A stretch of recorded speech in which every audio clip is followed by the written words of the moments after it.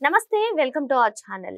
మాజీ మంత్రి వైసీపీ కీలక నేత కొడాలి నాని ఇటీవల ఆయన హార్ట్ సర్జరీ చేయించుకున్న సంగతి తెలిసిందే. మరి ఇప్పుడు ఆయన విశ్రాంతి పేరు చెప్పి అమెరికా పయనమయ్యే యోచనలో ఉన్నట్టు తెలుస్తుంది. ఇంతకీ ఆయన నిజంగా అనారోగ్య సమస్యలతో అమెరికా వెళుతున్నారా, లేదు అంటే ప్రస్తుతం గత ప్రభుత్వ హయాంలో ఎవరైతే అక్రమాలకు అన్యాయాలకు పాల్పడ్డారో వారందరి అరెస్టులు కూడా కొనసాగుతున్నాయి. ఈ నేపథ్యంలోనే లిక్కర్ స్కామ్లో కీలక నిందితుల అరెస్టు కూడా కొనసాగుతుంది.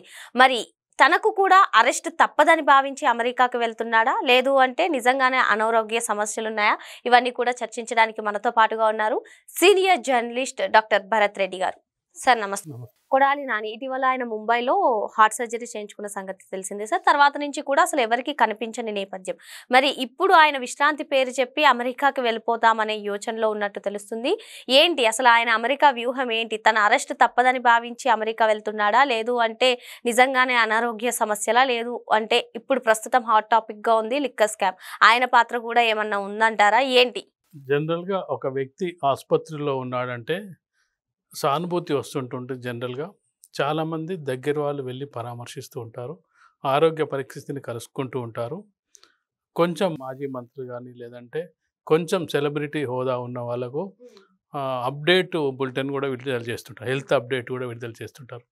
కొడాలి నాని అరెస్ట్ అయ్యి హాస్పిటల్‌లో చేరినప్పటి నుంచి డాక్టర్ల వైపు నుంచి ఎలాంటి బులెటిన్స్ రిలీజ్ కాలేదు. జనరల్‌గా అతని ఆరోగ్య పరిస్థితికి సంబంధించి కానీ, అతని డీటెయిల్‌కి సంబంధించి డాక్టర్లే ప్రెస్ మీట్ పెట్టో లేకపోతే ఒక నోటో ఏదో ఇస్తుంటారు.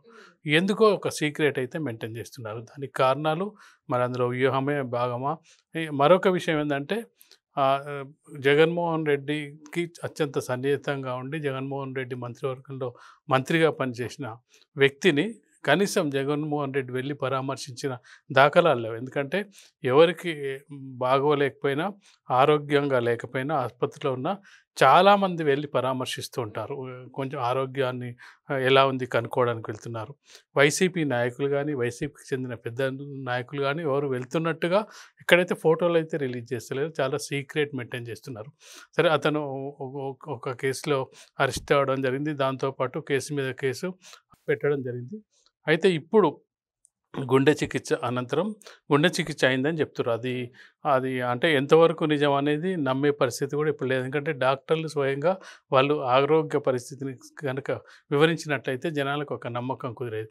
కానీ ఆ పరిస్థితి మరి ఇప్పుడు మనకు ప్రస్తుతం అందుతున్న సమాచారం ప్రకారం అతనికి మెరుగైన చికిత్స కోసం అమెరికాలకు షిఫ్ట్ చేస్తున్నాం అనేది ఇప్పుడు సోషల్ మీడియా వస్తున్న ప్రచారం. నిజంగానే ఒకవేళ అంత హెల్త్ కండిషన్ సీరియస్గా ఉంటే హాస్పిటల్ నుంచి ఒక బులెటిన్ రిలీజ్ చేయాల్సి ఉండే అతని ఆ కండిషన్కి సంబంధించి. కానీ ఎలాంటిది కండిషన్ చేయలేదు.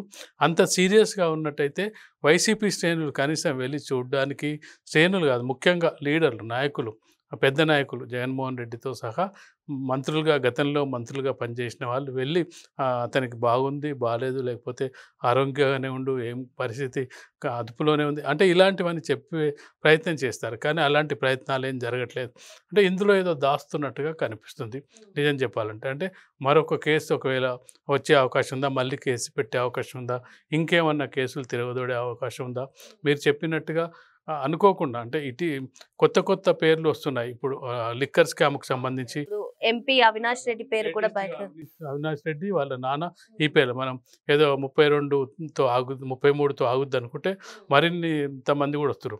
ఆ కోవలో మరి వీళ్ళు ఇంకేమన్నారా అంటే అందులో పనిచేసిన మంత్రులందరూ కూడా ఉన్నారా అనేది ఇప్పుడు జనరల్లో ఒక అనుమానం అయితే వ్యక్తమవుతున్న నేపథ్యంలో ఈ కేసుల మీద కేసులు వస్తున్న సందర్భంలో చికిత్స పేరుతో అమెరికాలో కొంతకాలం పాటు కాలయాపన చేసే అవకాశం ఉందా?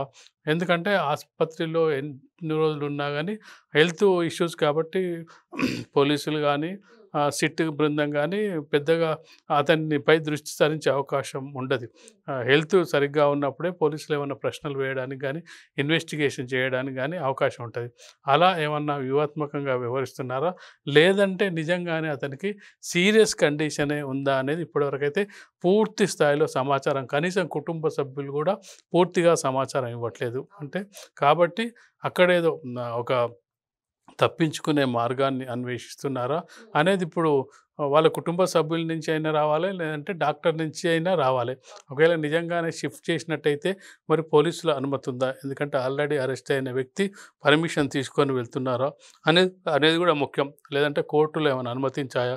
ఎందుకంటే ఆల్రెడీ పోలీస్ కస్టడీలో ఉన్న వ్యక్తి ఆసుపత్రికి చేరిన సందర్భంగా ఇవన్నీ కూడా కేసులు నమోదైనాయి. మరికొన్ని కేసులు నమోదవ్వడానికి సిద్ధంగా ఉన్న సందర్భంగా అంటే ఇక్కడ ఒక డౌట్ రేస్ చేస్తున్నారు సార్. ఎవరో పోలీసులు ఇన్ఫార్మ్ లీక్ చేశారు. నెక్స్ట్ అరెస్ట్ కొడాలి నానిదే. సో ఆయన అందుకే అమెరికా వెళ్ళే ప్లాన్ చేసుకుంటున్నారు అని కూడా ఎక్కువగా మాటలు వినిపిస్తున్నాయి.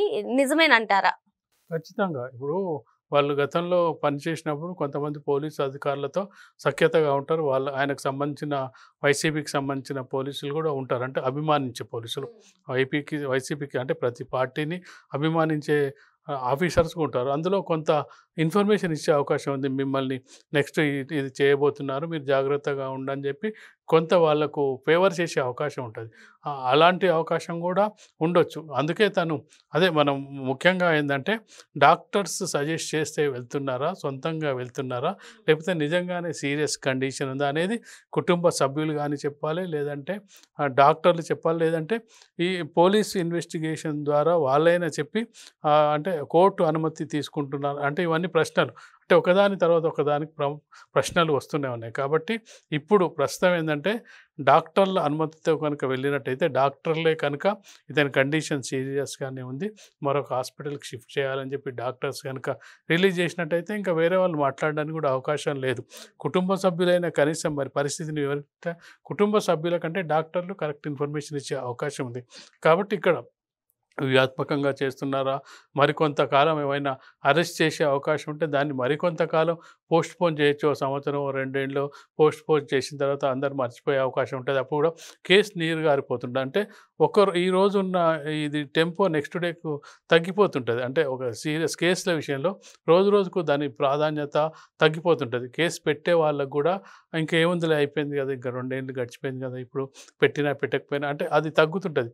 అది తగ్గించుకునేందుకు ప్రయత్నిస్తున్నారా చూడాలంటే ఇప్పుడు డాక్టర్ల చేతుల్లోనే ఉంది. డాక్టర్లు ఇచ్చే ఇన్ఫర్మేషన్, డాక్టర్లకు ఏం సమాచారం ఇస్తారు బయటికి అనే దాని మీద నిజంగానే అమెరికాకి షిఫ్ట్ అవుతున్నారా, భయంతో పారిపోతున్నారా, పోలీసులు అరెస్ట్ చేస్తారనే భయంతో పారిపోతున్నారా, లేదంటే వ్యూహాత్మకంగా వివరిస్తున్నారా, లేదంటే నిజంగానే సీరియస్గా ఉంది. అంటే ఒక మనిషి ఎంత శత్రువు అయినా అతను బాగుండాలని కోరుకున్నది సమాజం. అంటే మన సమాజంలో తన శత్రువు అయినా, తనకు పడకపోయినా, తనతో మాట్లాడకపోయినప్పటికీ ఎన్ని గొడవలు ఉన్నప్పటికీ అతను మరణించాలి, అతను మృతి చెందాలని ఎవరు కోరుకోరు. కాబట్టి నిజంగానే సీరియస్గా ఉంటే అందరూ కూడా అతను బాగుపడి రావాలి, ఏదో అంటే అతను కావాల్సిన శిక్ష కోర్టుల ద్వారా పడాలని కోరుకుంటారు. కాబట్టి మరి 2-3 రోజుల్లో పూర్తి విషయాలు అయితే తెలిసే అవకాశం ఉంది.